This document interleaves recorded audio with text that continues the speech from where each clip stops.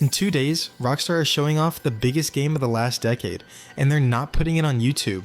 Not even on their own channel, it's going on Netflix. Nobody ever releases a game reveal that way, but there are decent reasons behind it, and they're worth going through before Thursday. It's happening on Thursday the 27th at 3 in the afternoon Eastern, which is 8 in the evening for us in the UK, and Netflix are dropping a thing called Grand Theft Auto 6, an extended look.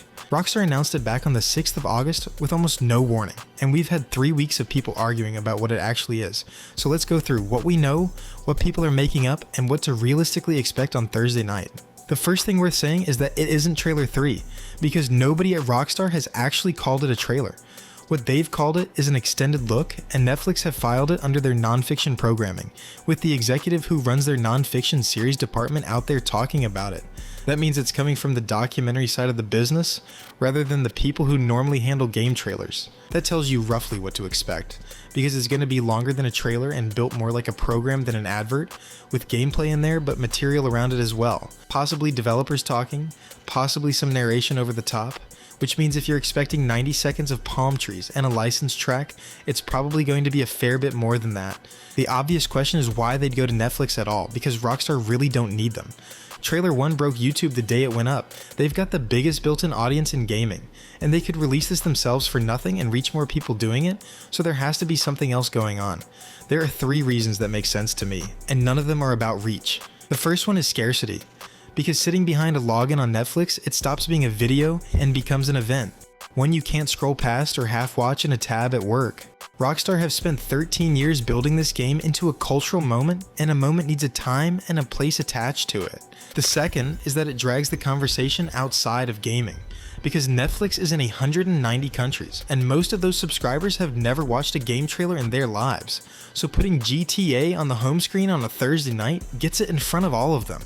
That isn't aimed at people who follow this stuff already, it's aimed at everyone else, and it's aimed at November. And the third one is control, because Netflix is locked down in a way YouTube isn't, so you can't rip it or mirror it or re-upload it anywhere.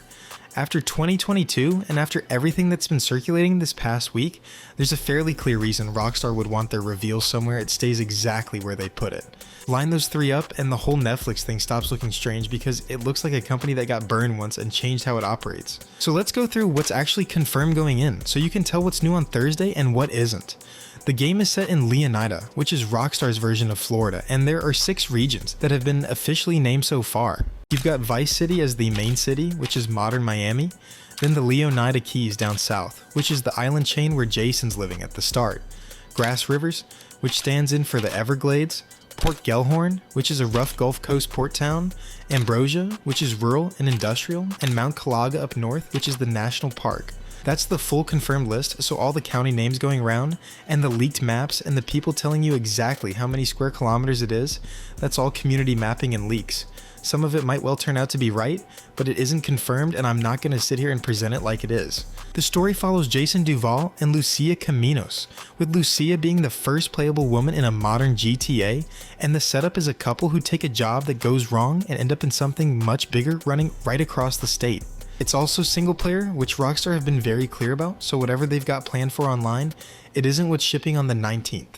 As for what's likely to actually be in it, gameplay is close to certain, and I mean proper gameplay rather than a cinematic, so driving and shooting and moving through the world of GTA 6, because otherwise there'd be no reason to use a longer format in the first place. We're probably going to see the map too, seeing as Rockstar have never shown the full thing, and with a version circulating all week, there's a strong argument for putting the real one out and ending the conversation themselves. Less certain but still reasonable would be the police and wanted system, some of the side activities, and hopefully a proper look at Port Gellhorn or Ambrosia, because so far, there's been very little shown that isn't Vice City. Then there's the stuff I'd like, but wouldn't count on, like character switching and how that works this time round, interiors, or anything about money and progression.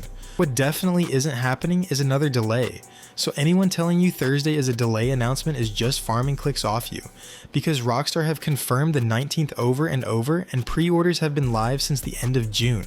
Quick word on the leak as well, seeing as it's going to come up anyway, there's material circulating this week that's meant to be the full map and gameplay from an internal build, and Rockstar and Take-Two have been issuing takedowns on it, which usually tells you something about how real it is. It's not going in this video, and it's probably worth not going looking for it either, because a lot of it appears to be from an old build and isn't what you're actually going to be playing. On Thursday, you get the real version from Rockstar deliberately.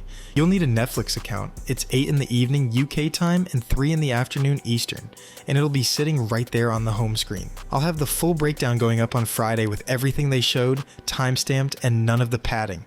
That leaves us 86 days out from the 19th of November on PS5 and Xbox Series X with no PC at launch, and if you pre-order before the 20th, you get the Vintage Vice City Pack thrown in. Subscribe if you want the Friday one, and I'll see you Thursday night.